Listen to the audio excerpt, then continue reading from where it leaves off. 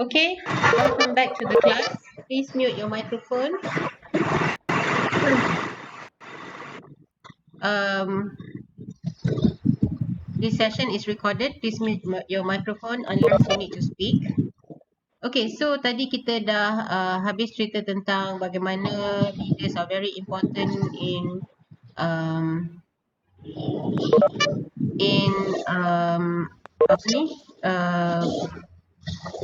steering the direction of the culture, okay, in an organisation. Izzah, please mute Izzah. Thank you. Okay, so if you are a founder of a company, so you are responsible in shaping the culture in the beginning, okay, of that company, so that your company goes to the right direction. Okay, and the path can change, okay, in between. Tapi sebagai founder tu, you are the one who start it. Okay, so kita pergi ke next one, okay, which is the 4 types of organizational culture. Okay, dalam organisasi, dalam organizational management ada 4 jenis organizational culture or corporate culture. Okay, so this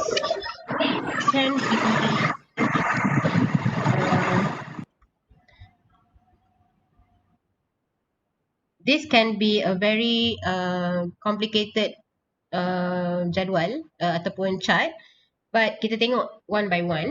Okay, basically the 4 types of organizational culture or corporate culture adalah adaptability culture, okay, mission culture, clan culture, and bureaucratic culture. Okay, so these 4 types of organizational culture, okay, sifat-sifat dia dipengaruhi oleh external and also internal strategic focus, dan whether it is klasifikasi dia, whether it is flexible, okay, or lebih kepada menuju kepada stability towards the needs of the environment. Okay, that is how kita baca chart ni lah. Okay, so okay, contohnya adaptability culture. So adaptability culture ni dia fokus on external environment through flexibility to meet customer needs. So, kalau kita tengok dalam chart ni pun dia berada dekat atas. Okay, atas. Okay, atas atas in terms of external. Okay, dan dia memerlukan strategic focus yang tinggi. Okay, so dia ni company yang culture dia fokus pada meeting customer needs. Dia akan sentiasa berubah to adapt. Okay, so kalau customer punya trend macam ni, dia akan ubah ikut customer trend macam tu. Kalau customer punya preference macam ni, dia akan ubah macam tu. Dia akan try as much as possible to meet customer punya needs. So dia lebih flexible. Okay, dia lebih dipengaruhi oleh external lah, which is the customer needs. Okay, so this is adaptability culture. Okay, kalau dari segi mission culture, okay, mission culture ni dia strategic focus dia tinggi juga. Okay, cumanya dia lebih ke arah stable. Okay, dia fokus dia lebih ke arah stability. Okay, emphasis dia adalah kepada organisation punya purpose and achievement of goals. Okay, dia lebih strict kepada situ. Dia tidak berubah sangat, dia lebih stable. Okay, tapi dia dia dipengaruhi juga oleh external punya environment. Okay, now kalau clan, okay, clan culture. Clan culture ni dia fokus on meeting employees needs, okay, to achieve high performance. Dia terbalik dengan adaptability. Adaptability ni dia fokus dia adalah to meet customer needs. Okay, tapi clan culture adalah fokus dia to meet employees needs. Okay, ada company yang berkata, okay, CEO company yang berkata, customer is not your number one, but your number one is your employees. Okay, if you can make your employees happy, they can make your customers happy. Okay, so company apakah, CEO company apakah yang pernah berkata sedemikian? Anybody pernah terbaca di mana-mana? Steve Jobs. Siapa? Steve Jobs. Steve Jobs. Really? Steve Jobs? I heard that. Rasa dia lah. Yeah. I heard that dia punya employees dia sangat takut pada dia sebab dia ni seorang yang sangat strict. But I'm not sure. Maybe you have read it somewhere. I don't know. Anybody else yang pernah terdengar tentang perkara ni? CEO yang kata, if you can make your employees happy, they can make your customer happy. So your employee is your focus sebenarnya. Anyone?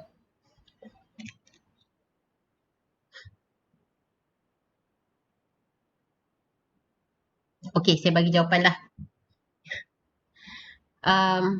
Tony Fernandez. Okay, the CEO of AirAsia. Dia kata, your customer will be happy if your employees are happy. So, dia lebih kepada meeting the employees needs. Okay, dia punya mission adalah employees needs must be addressed first. Okay, so that's what he said lah. Okay, alright.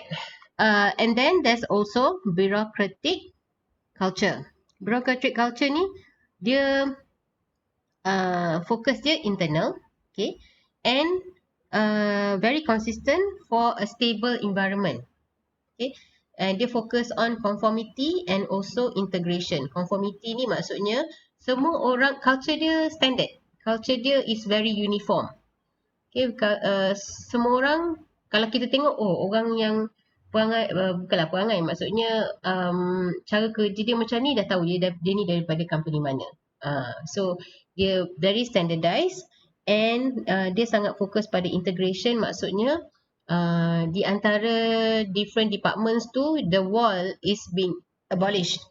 Bukan sahaja physical wall, but also the wall yang tak nampak lah, macam communication. Okay, dia integrate, dia memudahkan kerja yang melibatkan kerjasama di antara pelbagai jabatan. And this is very Japanese. Okay, company Jepun dia memang sangat internal focus dan dia ni dia memang sangat fokus pada conformity dan juga integration. Saya pernah cerita kan, dalam company Jepun, bilik masa company yang saya kerja dulu, you will never know, if you are an outsider, you takkan tahu siapa managing director, siapa operator. Okay, because they all wear the same uniform, colour sama. Okay, sekarang mungkinlah dia ada tukar sikit lah topi warna lain, tapi kalau orang tu tak pakai topi, you takkan tahu dia punya pangkat dia apa. Dia tu manager ke, senior manager ke, technician ke, operator ke, dia punya colour dia sama. Okay, so that is conformity. Everybody conforms to the same standard and rules. So kalau 7.50 semua orang mesti clock in, termasuklah dia punya managing director pun kena clock in pukul 7.50. Sama juga. Okay, so these are 4 types of corporate culture yang ada lah.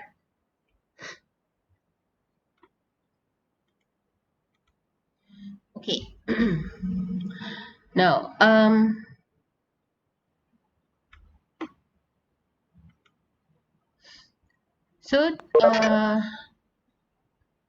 now selain daripada talking about culture, okay, that is another component yang juga membentuk corporate environment yang sihat. Okay, healthy corporate environment is very important, because kalau dia tak unhealthy, you will not be motivated as a worker. So if you are not motivated, how can you expect innovation from those people? Okay, so of the values that make up an organization's culture, ethical values are considered the most important. Okay, a company must be ethical, sebab naluri kita sebagai manusia ni adalah kita sentiasa mahukan perkara yang benar, perkara yang betul. Okay, if you buat perkara yang tak betul, you akan rasa tidak bahagia. Senang cakap, tidak bahagia. That is something that is confronting you from inside. Sebab naluri kita adalah kita mahukan, kita sentiasa mahu berada di jalan yang betul. Sebenarnya naluri asal kita sebagai manusia. Okay, so what are the sources of individual ethical principles and action? This is based on apa ni? This is based on theory lah. Okay, so sources of individual ethical principles and actions. It comes from religion, philosophy, geographic environment, nationality, society, and also culture. Okay, and from this, okay, from these elements, dia akan develop societal morality. Okay, kita punya moral masyarakat kita sendiri. Okay, certain moral dalam masyarakat kita diambil daripada ajaran agama. Okay, certain moral dalam society kita diambil daripada budaya. Okay, certain daripada kita dari mana? Okay, dari kita ni berasal dari mana? Okay, certain daripada filosofi orang zaman dulu. Okay, so all those things build up or develop the societal norms and values dan juga laws, codes and regulation. Okay, contoh macam dekat Malaysia, kita ada civil law. Kita ada juga syariah law. Okay, so ini di-induce ataupun dipengaruhi oleh latar belakang kita yang ada agama. Okay, and then society shapes the local environment. So local environment ni termasuklah organizations, which is termasuklah company dan sebagainya, geographic regions, community, family and also clan. Okay, and local environment shapes individual behavior. Even kita dekat dalam family kita sendiri pun ada rule kita sendiri kan. Ada tata cara kelakuan kita sendiri yang mak ayah kita ajar. Okay, ada sesiapa boleh bagi contoh dalam family dia, ini budaya family dia yang dia rasa unik. Tak semestinya lah unik, maksudnya dalam family dia ni undang-undang. This is the law in my family. Anybody wants to share?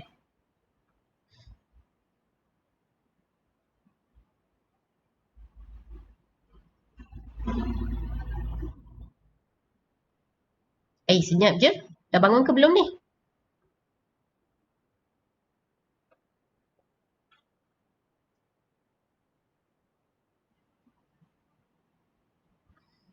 Ada. Saya tak ada apa-apa yang saya rasa unik untuk cara rules ke apa ke. Ya, tak ada, takkan tak ada langsung.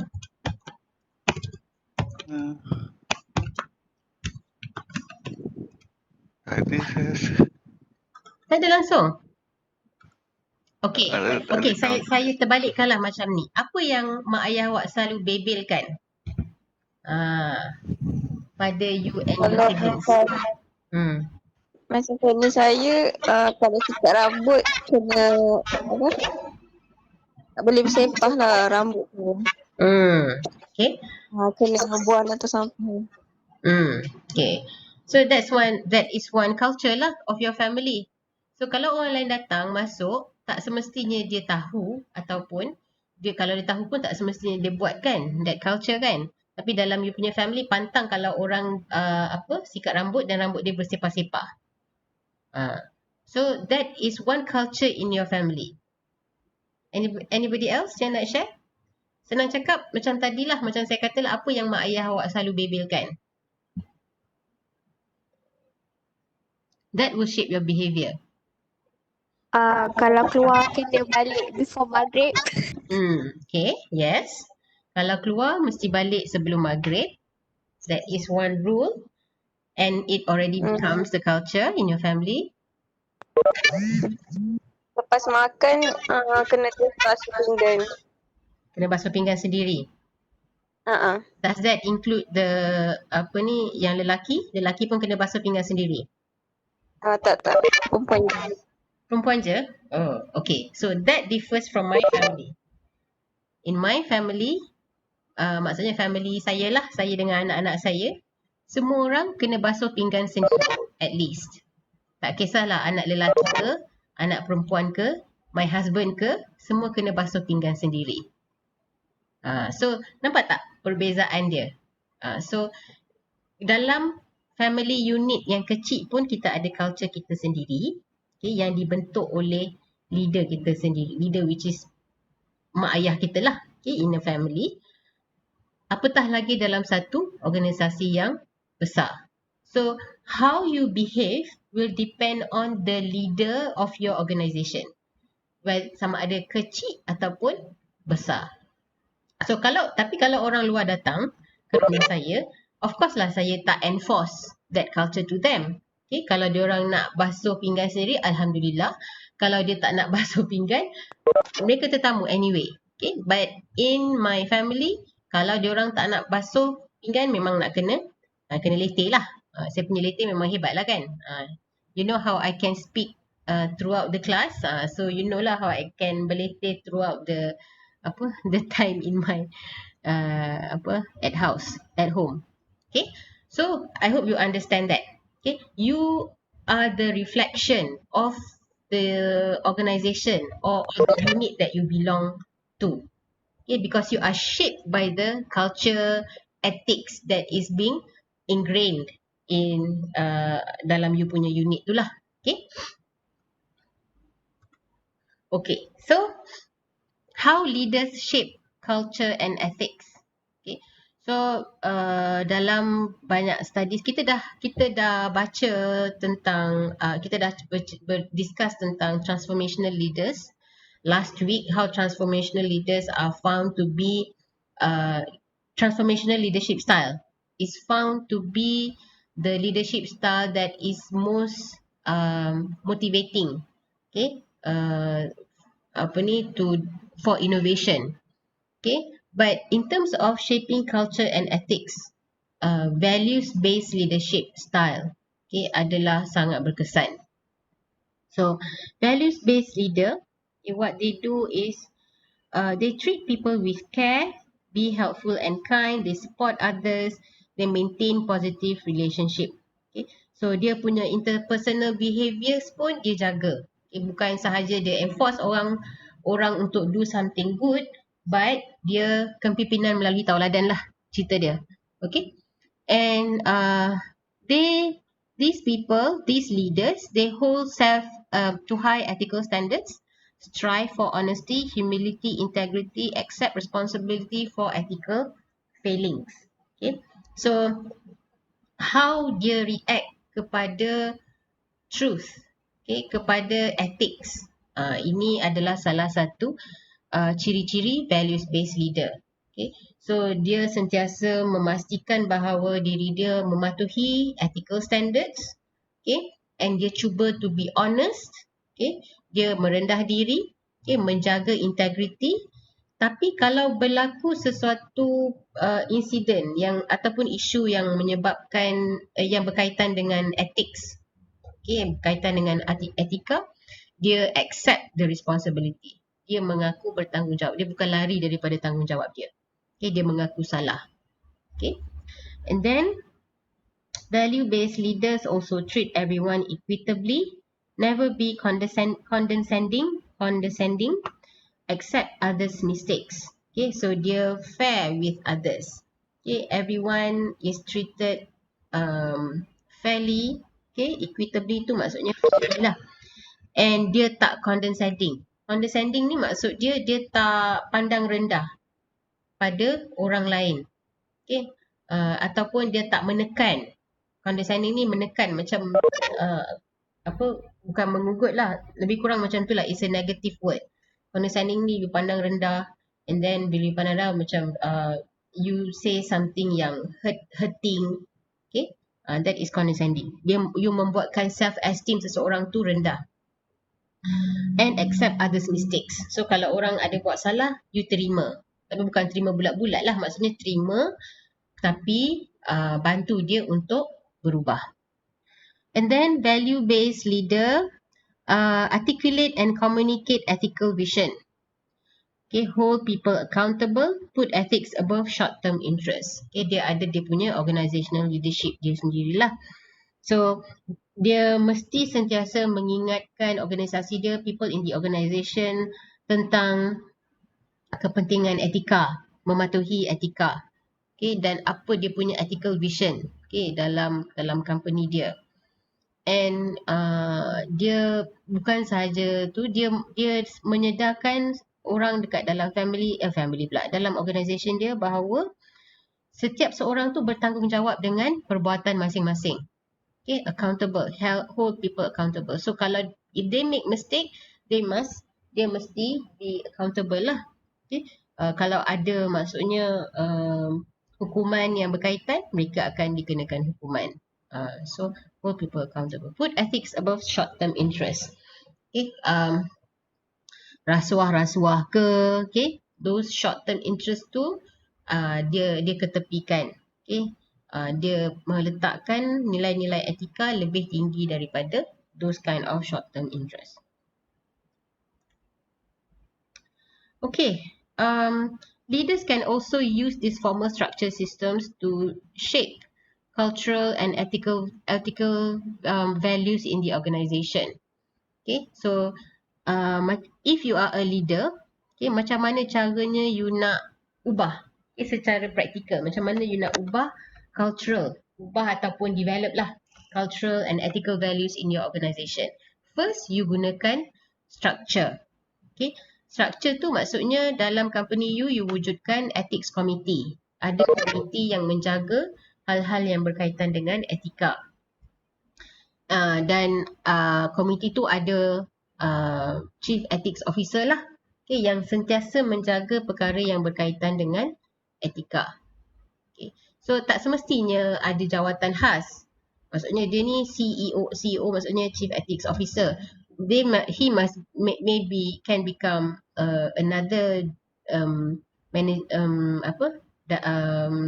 senior manager ke, for example, tapi juga membawa lead also in terms of ethics.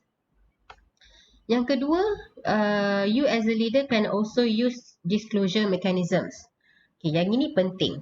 Okay, disclosure mechanisms, you mewujudkan confidential hotline to be able to able your workers or staff to initiate whistleblowing. Whistleblowing ni maksudnya pengaduan. Okay, mengadu bila dalam whistleblowing ni, kalau you nak ingat makna dia, you bayangkan dalam ada orang yang sangat ramai, okay, yang kucak-kacir ni, okay, keadaan kucak-kacir, tiba-tiba ada seorang yang tiup whistle. Okay, so bila someone tiup whistle, you akan sedar, okay, perkara yang berlaku sebenarnya. Okay, otherwise you pun dah serabut tengok perkara yang serabut, so you pun macam tak boleh nak buat apa-apa, ataupun you memang tak sedar pun. Kalau benda tu calm ke pun, you tak akan sedar ada something wrong within your people until somebody tiup whistle. So that is what we call as whistleblowing. Ada orang yang membuat pengaduan. So orang yang nak mengadu ni dia tak naklah identiti dia diketahui. There are times dia tak nak diketahui, especially kalau cases like sexual harassment kan, ataupun bully, ugut. So dia tak nak lah. Ataupun kalau bukan dia yang kena, dia saksi. So dia tak nak identiti dia diketahui. So dia boleh menggunakan this confidential hotline. Okay, boleh telefon ataupun whatever kind of hotline untuk mengadu. I think UKM pun ada juga kan, you boleh buat report. Kalau lecturer tu buat perkara yang tak elok ke, for example, you can always report menggunakan sistem tu, that kind of mechanism. And number 3, you mengadakan code of ethics. Okay, tata cara kelakuan dalam company tu. Macam mana you nak, contohnya berhubung dengan klien, for example. Okay, dia bukan sahaja SOP tapi juga dari segi tata cara kelakuan lah, behavior. Okay, contohnya sebab saya selain daripada saya teaching ni, saya ada buat translation juga. So lately saya ada banyak dapat translation job from Japan, di mana company Jepun yang ada branch dekat Malaysia, banyak yang sekarang dia minta translate the code of ethics, dia punya code etika, okay, ke bahasa Melayu, bahasa BM lah. So saya perhatikan lah what kind of code of ethics. So yang I think the latest yang saya dah buat hari tu, one of the issue adalah tentang kerja, okay, masa bekerja. Masa bekerja ni maksudnya diorang ada projek, okay, tapi disebabkan oleh mungkin kekalahan ekonomi or something, staff tak cukup. Tapi projek tu dah dijanjikan untuk diselesaikan contohnya dalam masa 3 bulan. So bila staff tak cukup, workload tinggi, so staff yang sedia ada tu terpaksa bekerja dalam waktu yang panjang. So when that happens, maksudnya dah over daripada limit overtime. Bila kita bekerja, kita ada limit overtime. Okay? Kita tak boleh bekerja lebih daripada masa yang, kalau kita overtime pun tak boleh lebih daripada masa tu. So bekerja dalam company tu dia bekerja over daripada overtime, okay, yang ditentukan. Supervisor diorang pula dia tak report kepada pihak atasan, sebab dah janji dengan klien banyak tu masa yang ditetapkan untuk selesaikan.